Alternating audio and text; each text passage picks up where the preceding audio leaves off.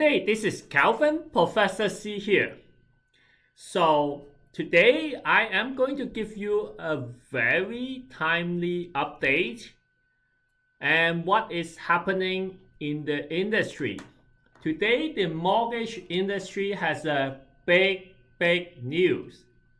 You probably have heard about it, but you may not know the detail about it. If you want to know the detail, watch this video. Anyway, the news that I am talking about is OSFI, OSFI. OSFI, which is the government regulator for the financial industry, is saying that the stress test, which is again, if you don't know what this is, let me tell you what it is. It is a rate that for us, the mortgage industry, to qualify the client using a rate that is arbitrary instead of using the actual rate to qualify the client.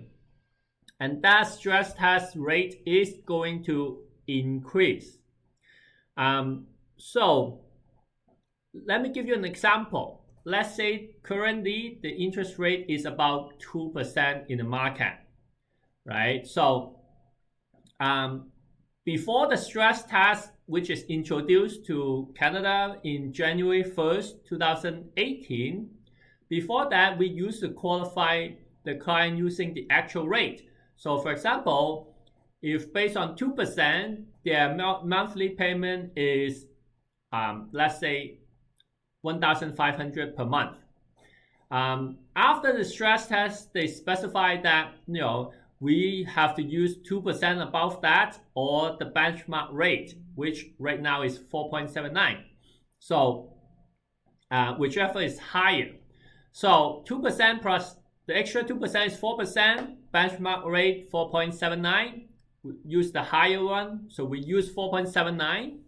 So the monthly payment based on 4.79 might be, let's say, $2,000 a month. So instead of using the actual rate to qualify the client, we arbitrarily increase the rate to see that they are okay to qualify for the mortgage based on, let's say, a TDSR of 40%, something like that, right? So the rationale behind that is the government is thinking that, okay, interest rate right now is pretty low. It's below the average. So if client can qualify the mortgage only based on 2%, what if after 5 years, let's say they renew the mortgage and the mortgage rate is at 4.79%? Can they still support that? And that's the rationale behind the stress test, right? They want to make sure that right now it's below average. Right now it's not normal. The interest rate is super low. What if 5 years later, after they get into the house, 5 years later, the interest rate go back to average? Can they still afford it? That's their rationale. Okay? So, stress test has been introduced to us January 1st, 2018. The benchmark rate has gone up and down a little bit. Lately, it's going down. It has gone down a couple of times. Currently, as of April 9, the stress test benchmark rate is 4.79, whereas the actual market rate right now is about at 2%, 1 point something percent, roughly. Okay, so today, what has happened? Let's look at it. All of a sudden, the bank, the OSFI, the OSFI, this one, is coming out and saying that they're going to increase the benchmark rate to 5.25. What does it mean? Well, first of all, let me give you what is their rationale behind increasing the benchmark rate. Right now, even though during the pandemic, a lot of the estimation at the very beginning of the pandemic is saying that, the housing market is going to crash because everyone lose their job. However, the housing market has never been that this hot before. Even though through the pandemic, the price has been increasing, the sales volume has been increasing, everything is hitting new high. So the government is saying that, oh, this must be a housing bubble. So let us increase the benchmark rate so that less people would be able to qualify for the mortgage. So if less people qualify for the mortgage, then less people will be able to buy the house. And so the housing market should cool down. That's their rationale. Okay. Now, before I tell you my opinion, let's look at some hard facts. How does it affect your client? So I did some, simple math, I would say. And let's look at the top, the existing rules, right? So if using a 4.79 benchmark rate, assuming the client has a $120,000 income, right, borrowing a $680,000 mortgage, the monthly payment, which is the P&I, is $3,544 per month based on 4.79. This is the rates that you need to use to qualify them for calculating the TDSR. Okay, assuming $400 per month property tax, which is should be average in the Toronto area, and a hit of $100. The total is 40.44 divided by the income per month. $120,000 per year means $10,000 per month. TDSR is 40.44. So without going into exception and all that, this is $120,000 income would allow your client to borrow about $680,000 mortgage. Okay, assuming no condo fee whatsoever, no debt. Now, under the new rules, which is 5.25, okay, similar TDSR would give you about only, same income would only allow you to borrow $650,000 mortgage. So that means you lose about, with the same income, you can borrow about $30,000 less, which is about 4% maybe, right? Is it a lot? Not really, but how does it impact the market then? Well, you know what? Let me give you my opinion on this move. First of all, I think the stress test is necessary, but that benchmark rate might be too high, personally speaking, even 4.79. Because yes, if you look at historic Canada interest rate, that's that. But right now, we are not anywhere close to that. And if you tell me that, hey, you know what, interest rate might be 4.79 in the next 3 to 5 years, I don't know how accurate that would be. And we can debate on that, but I think right now, with the interest rate is, the actual interest rate is about 1 point something or 2% with a benchmark rate of 4.79. That's already very high. It's like more than double the actual interest rate. So it will rule out a lot of people who are supposed to be able to get their house. Now they are not. Okay, that's one thing. That's the stress test. That's my opinion on the stress test.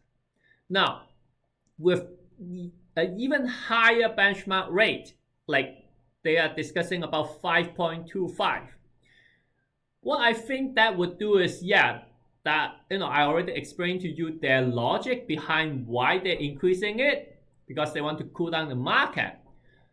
But how I see it is the people who are supposed to be able to buy the property now, because of the increase, they cannot buy it, right? There will be a group of people who normally can buy it and now they cannot. Whereas it will give the opportunity, oh, by the way, if they cannot buy the house, a lot of them would choose to what? Rent. Okay? If you cannot buy a house, a lot of the next best option is to rent your house, right? So for that group of people who normally can buy the house but now cannot, they will choose to rent the house. You know what?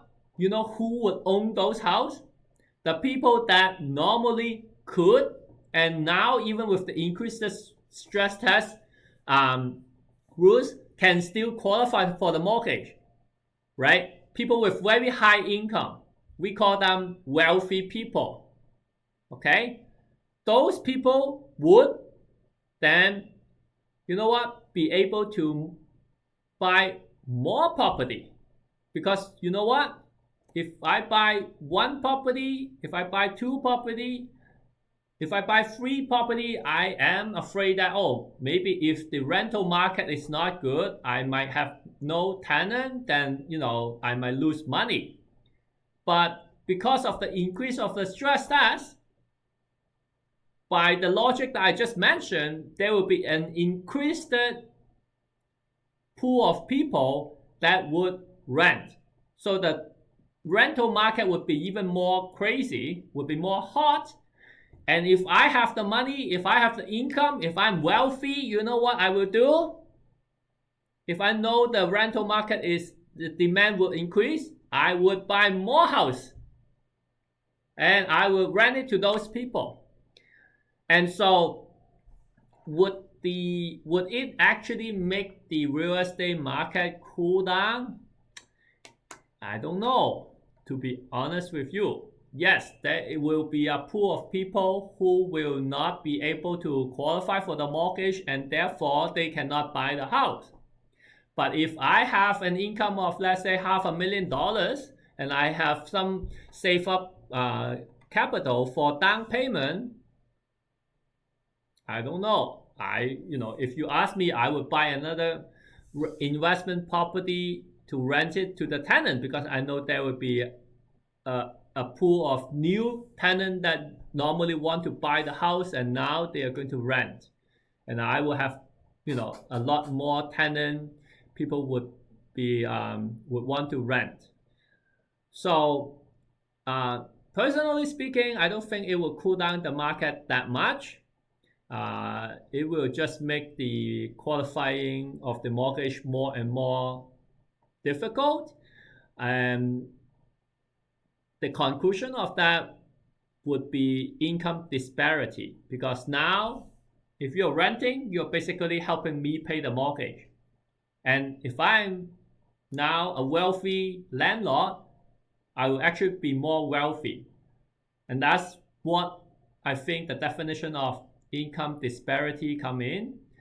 Wealthy people become more wealthy, poor people become more poor. Do I want to see that? I don't know, maybe not, but that's what I think it will happen. It is actually already happening, but I guess the stress test increase of the benchmark rate will make it more severe. Obviously, I'm pretty sure this video, some people would disagree with me, and I'm all okay with it. That's only my opinion. I don't think this is a good way to cool down the real estate market. I know many years ago, actually the government is working to is going the other direction to make the real estate market easier for people to go into the market. Like many years ago, I still remember there used to be a time that 0% down payment is okay. Maximum amortization period for the mortgage is 40 years. The government of Canada, the Bank of Canada is implementing all those rules to make people easier to get into the mortgage market and the housing market. They make the rules easier for people to buy the house. Now they're going to do it the other way. It make it more difficult for the people to buy the house. And I don't know, I still like the previous way, make everyone easier to buy the house. I know it will increase the demand, but at least, you buy one house, you have the ability to buy at least one for your principal use. You go in, because the wealthy people, no matter what is the stress test, even 5.25, 5.8, 6%, they just make the super rich more rich. And the poor people will get less, will get poor. Okay, that's only my opinion, right? Okay, I want to hear your opinion too. If you're disagreeing with me, comment on my YouTube channel. Let me know. I'm not here to argue with you. I just want to hear everybody's opinion, and I will leave it like that. I will not promote any of my products today. I just announce, tell you about the OSFI and the new rules and how does it, affect you as a new mortgage agent and your client. Okay, I will see you next week.